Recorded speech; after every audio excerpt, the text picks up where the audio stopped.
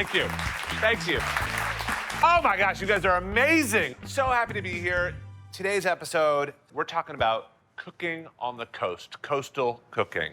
The goal with this episode today is to just tell you that even if you don't live on one of the coasts, doesn't mean that you can't cook like you live on one of the coasts. And we all need to be incorporating more seafood into what we are eating. So for my first bite, I am making my absolute go-to salmon dish. You guys are gonna love this.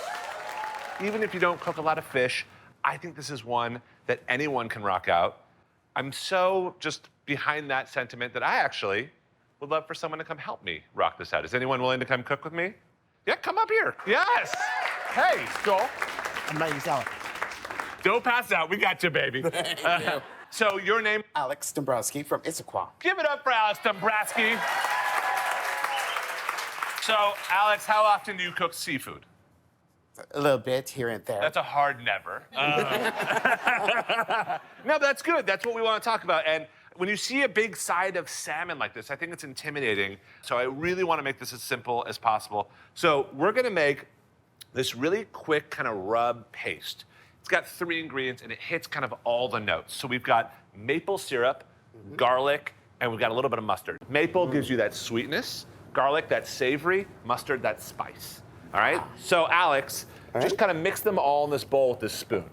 Okay. Cool. Now, when it comes to salmon, obviously, if you live on a coast, you can maybe find great salmon. But again, in today's world, you can work with such incredible quality. We are obsessed with Norwegian salmon. If you can find salmon from Norway, Norwegian seafood in general, not only is it really sustainably raised, the flavor is buttery. It's incredibly, it almost has like a sweetness to it. Absolutely love it. And the reality with salmon, especially Norwegian salmon, really versatile. So don't just think you have to roast salmon. I've had salmon meatballs. I've had salmon ragouts. I've had salmon tacos. Just, we really need to think of it as something that can kind of stretch beyond just a roast salmon. But this is a great go-to. For someone who doesn't cook, he whisks like a champ. I love it. Hey, I love it. It comes naturally. So this next step, a lot of people don't know. We're gonna cut down the middle. So we're just gonna kind of lightly cut. Okay. Right.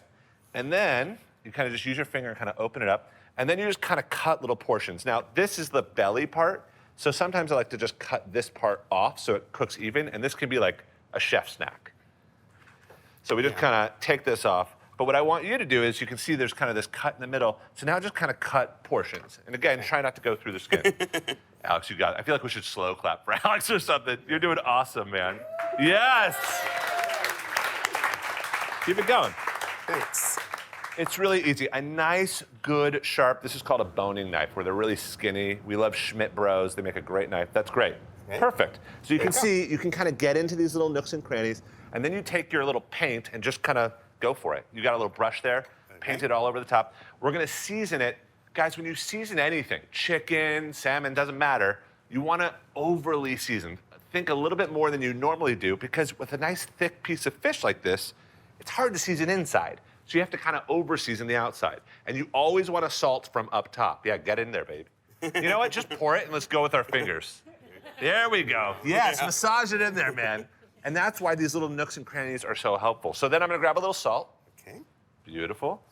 From up, it doesn't just look cool. It's there for a reason. And then a little bit of pepper. And then I'm gonna have you do it, because everyone knows I can do it, but can you transfer that to a baking sheet? Just use your hands. Of course. There you go, bud. Look at him. Yes, handling it like a little baby. I love it. Guys, this is going into an oven, 450 degrees for about 15 minutes. What's gonna happen is that marinade's just gonna kind of soak in there, and it's gonna kind of caramelize and get into all the nooks and crannies. Guys, give it up for Alex. You were amazing. Great job. Great job. Thanks. You can take the apron. Go with you. Thanks. I love it. All right, I'm getting rid of this board. I'm gonna put this in the oven, and then the quickest little side dish, this is so up to you, but does anyone get worried about cooking rice or grains? Like, is it gonna be mushy, undercooked? Am I wrong? That's like one of the scariest things for me, is like screwing up rice. I don't know why. So KitchenAid came up with a rice and grain cooker. This thing, you don't even have to measure. You just dip in anything, a mug, a bowl, fill it with rice, fill it with farro, fill it with lentils. It senses with a weight. how much you put in and dispenses the perfect amount of water, and it cooks it beautifully and then steams it and holds it. Isn't that kind of crazy? I know. Game changer. Yeah, insane. All right, so what you do is we have some brown rice here, and I just kind of dump it. And I'm so used to this, I always save a little bit back because my kids would never eat it with like herbs in it. They just want plain. And then I'm gonna grab a little bit of lemon and just zest. And anyone can do this. You can do this with, again, any type of grain. So a little bit of lemon zest, a little bit of salt. And then I've got just any herbs you have lying around. So I've got some scallions here that we're gonna chop up. And then I've got some dill, mint, basil, whatever you have. If all you have is one of these, that's totally cool. If you have a ton of them, that's great too. But you just kind of rip them, and you're making this kind of quick rice salad. I had something like this in Vietnam one time, where you just kind of, at the very end, kind of toss all these herbs in there. And it's just, right? The hot rice kind of wakes up all those herbs, and you're kind of making this little quick bed. And so I won't make you guys suffer through sitting through the salmon. We made one ahead of time. Check this out. Look how beautiful that is. Gorgeous. So what we do now, this is why I think this is so smart for having people over, but what we do is we kind of get underneath of it, right? And it will kind of break apart. That's kind of where you want it. And you kind of just start to layer this. And you can see how it kind of already is portioned. So people can kind of take what they want, right? And just kind of break off the pieces. And you don't have to worry about kind of figuring out after the fact. I'm not gonna do all this. This is a lot of salmon, but it is looking good. And then the last thing I would add to this is a little bit more fresh herbs. And again, this is like a Tuesday night for me, guys. This is so fast. You guys have literally watched the whole process. Maybe a couple of slices of lemon, a squeeze over the top, and that about does it. That is my go-to salmon. Smells really good. Easy. I'm gonna let Corbin have a bite of this. Yeah, Corbin fed me at his restaurant over in Victoria, and it was an amazing trip. We actually got it all on video, so watch this. I've been coming to Victoria since I was a little kid. You know, being from Seattle, it's just a hop, skip, and a jump away. But for as long as I've been coming here, I have never been to Chinatown. I've heard amazing things considering it is the oldest in Canada, second oldest in all of North America, and it's changing. I mean, yes, there's this like amazing Chinese heritage here, but it's kind of becoming the epicenter of food here in Victoria. My buddy Corbin is a chef here. Welcome. Thanks for hosting me. He's got a spot right in Chinatown. Obviously, this is a well-known neighborhood here in Victoria, but it's becoming like literally the center for great food here. Yeah, we're in the midst of a big revitalization. We obviously have plenty of Chinese food. We also have Mexican food. We have German food. We have the ugly duckling, which is a little Pacific Northwest / Chinese. It's actually kind of cool. He's going to show me his like signature halibut dish. Come here. Beautiful. So Nice. Have you ever had it butter poached? No, actually. Welcome to the first day of the rest of your life. Ooh. We're never allowed to take this off the menu. I know you've got a plan with the skin. This is not going to waste. It's going to become fish chicharrones. Yeah, that's scrappy. That's awesome. All right. We take a pat of butter, and we're going to heat this up over just really, really low heat, 45 degrees Celsius. I don't know what that is in American. Thank you for addressing that. The goal is barely cooked, just unbelievably tender, moist fish when it comes out of the butter in about 15 minutes. All of the trim from that halibut, we take it, we salt it, we smoke it, and then we turn it into this brandad. This is Chinese sausage, lapchang, and then a few spears of asparagus. Dude. What?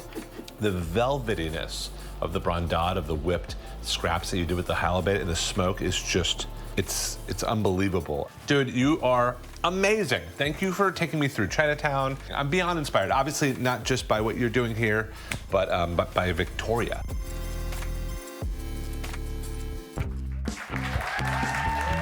All right. Our next guest is an Emmy Award-winning host. He's a best-selling author. You might know him from What Not to Wear or The Chew. The host with the most, Clinton Kelly. Hello. Hey, Sierra. Hi, Joe. No problem. elbow shake. I love Nice it. big hug. I like love it. it. Hey, Seattle. Guys, take a minute. Clinton Kelly is in the freaking house. Very happy to be here. So, Clinton, we know that you cook sometimes, right? Like we've seen you on the Chew. Lots of You're times, a big yes. cook. I You're a am. big cook. Your mom got you started, or who got you started going? Well, I am Italian-American. I know I don't look it. People tell me I don't look Italian, but I am Italian. My Okay. mom's last name is Lorino. That's Italian. It's Yeah, Italian. yeah. My dad's last name is Shabarazzi. I'm Italian. Yeah. So yeah, my mom, cooked every night when we were growing up, and she would make that, a typical Italian-American meal, lasagna every once in a while, and I was just fascinated by that. But most importantly, eating for us was about family time every night. It was, how was your school day? What's going on in your life? And it was really a bonding time. And I think really that's why my family is as close as it is today. Like, we just spend so much time together. Now, your grandma, though, was West Coast, because we're kind of doing the East Coast, West Coast thing. So you're Exactly. out in San Fran a lot? Exactly. So the Italian side of my family is in New York, Yeah. and the sort of English, Irish side British side was in San Francisco. So Okay. I'd go out to visit them a lot in San Francisco, and I was super close with them as well. It's just like one big happy family I grew up in. I It's want to be really a part of worth, this like- family. It's- Sounds amazing. Yeah. Do you have one, room for a little chubby Jew to kind of jump in here? Anytime. okay. We love a chubby Jew. Yeah. I could just sneak right in there. I'm obsessed with lasagna, too. Yeah. I love it. So, San Francisco, we're going to make for our next bite, kind of inspired by that. We're calling it a coast-to-coast Chapeno. Chapeno. I love Yes, it. Delicious. All right. So, yeah. Step Chapeno. one. So we start by chopping, as you are, some Yeah. fennel, Yeah. shallots, and garlic. And I'm letting you do the chopping. Yes. Because, Well, yeah, tell us why. Yeah, I don't chop in front of cameras anymore because I had a horrible accident in the middle of Times Square on Good Morning America in front of millions of people. And I just don't do it anymore. I'm just like, Let's all Google it, baby. you would never know. I didn't let anybody know. I was just sort of like, quietly bleeding under the table. Everything's fine, and I'm just getting a little dizzy.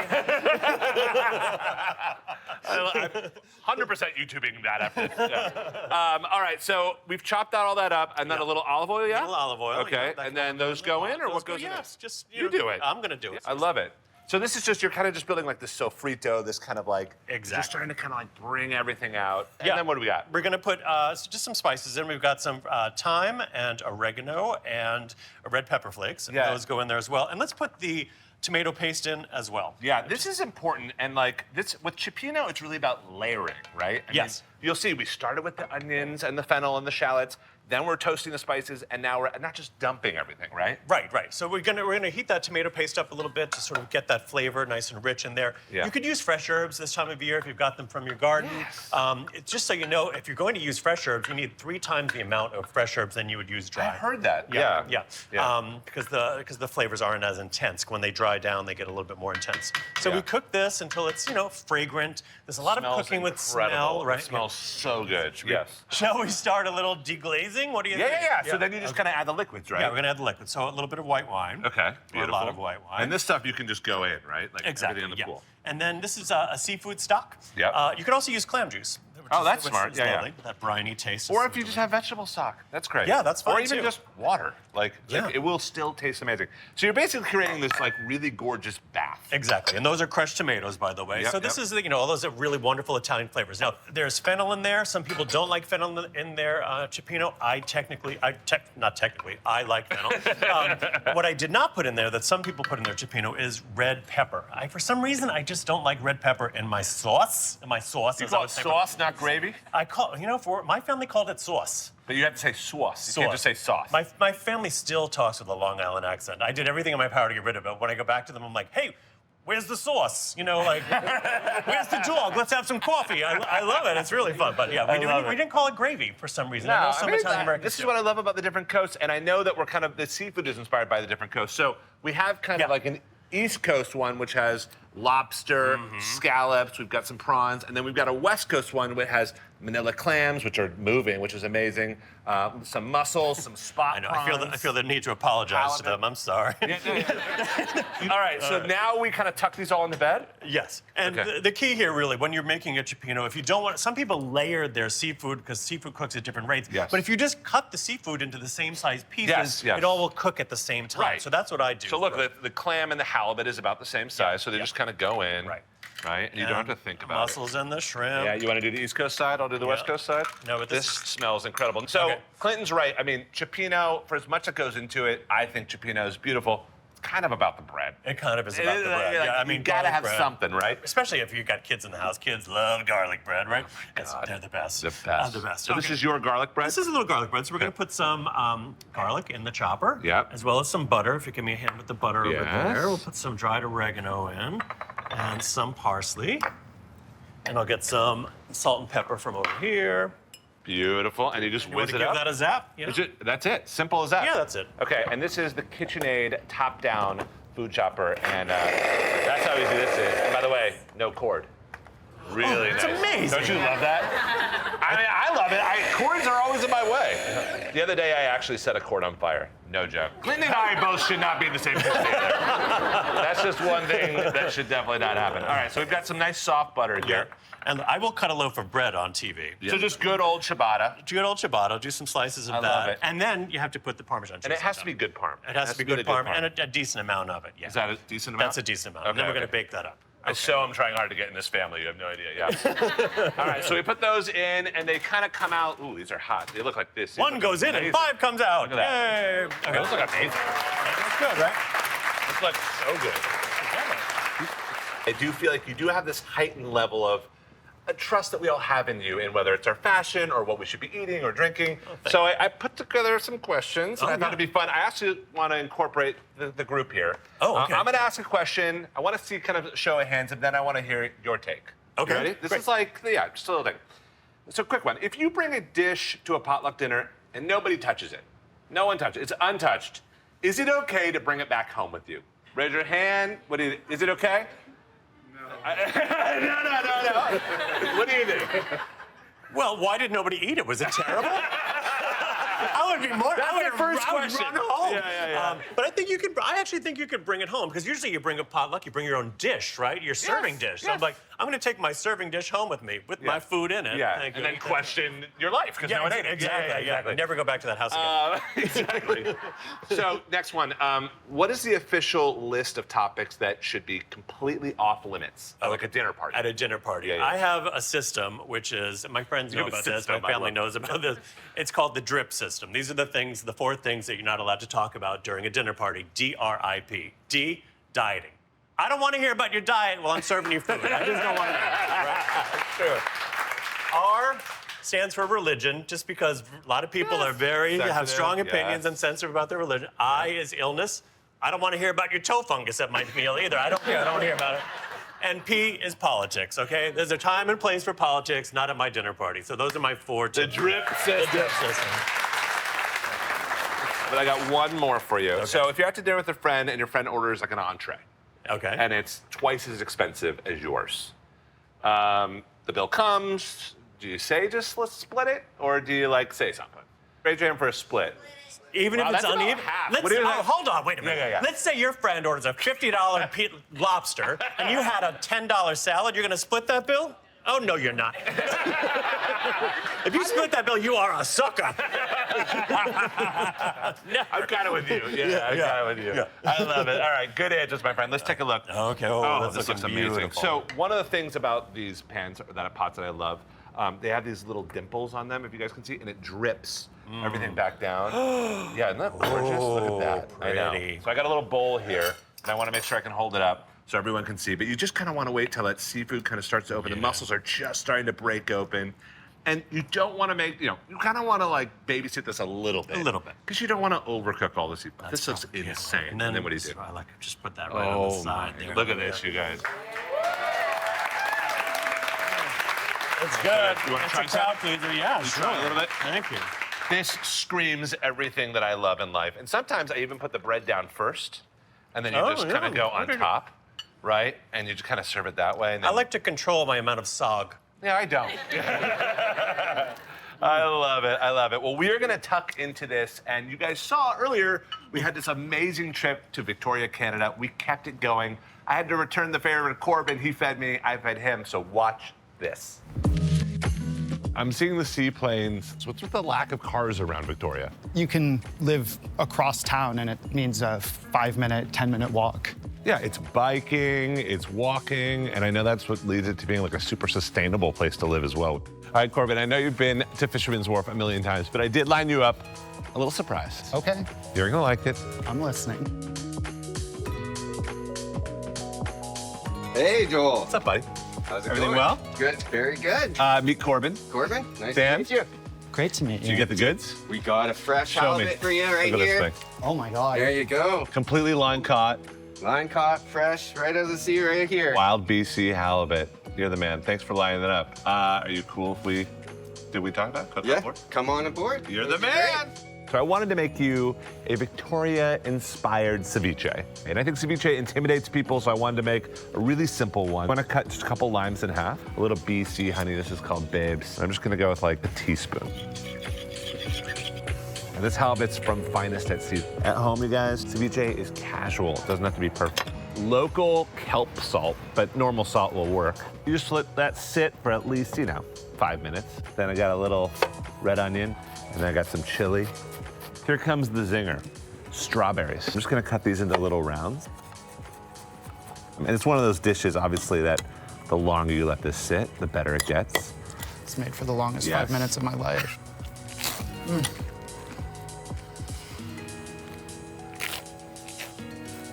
Unreal.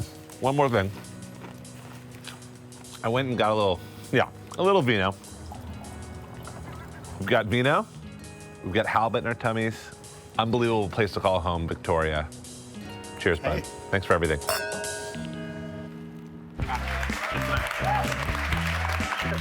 We're back with Clinton Kelly.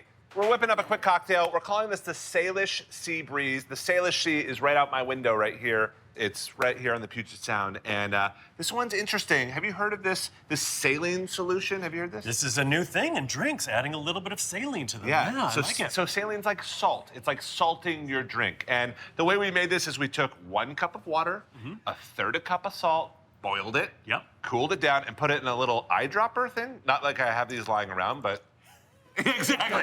Yeah. Also works on exactly. But it makes sense from a chef perspective because it's almost seasoning Yes. for cocktail. Well, it's why you put salt in your sweet recipes. Salt brings out the sweetness in baking. No. Yeah. I can tell with chocolate chip cookies and brownies and things, Yes. if you just add a little salt, it takes, all right, so we've got a shaker here loaded with ice. We've got a little honey here infused with rosemary. So that's gonna go in. We got a little bit of lemon juice. Clinton, you wanna pour that puppy in right there? There it is, yeah. Yep. Sure. And then give me 2 ounces of your favorite gin. Okay. Yeah, I got this little for you right here. Give it a little shaky poo. Sure. And then this is important. We say this on a lot of episodes. Shake it with 1 ice, pour it over a different ice so it doesn't dilute it. So that just goes right over the top. This is gonna be beautiful. Oh, that's pretty color. It's like a little lemonade. Was that maybe not 2 ounces? That's all right. That's all right. And then we're gonna give it a little floater of some just bubbly. That looks great. All right. Yeah, that seems about the right Yeah. ratio there. Yeah. And it's nice to do a little floater like that. And then I've got just a little rosemary that we infused into the honey, but it just kind of echoes that. Tuck that in, a little bit of beautiful lemon zest, and cheers, bud. Cheers. Yeah, pretty Yay. good. Thank you so much for having me. Oh, that's good. That is good. All I have to say, it is rare to be able to host the host. You are the quintessential host at home, making people feel comfortable, but for years on television, making us all just feel invited and warm. Thank Obviously, you, it comes Joel. from your Thank you so upbringing, much. but you are such an amazing guy. So Really? thank you for letting us host you. Thank you for letting us host you guys here in the studio and you at home. We will see you next time. Cook on the Coast, guys. Let's go, dude.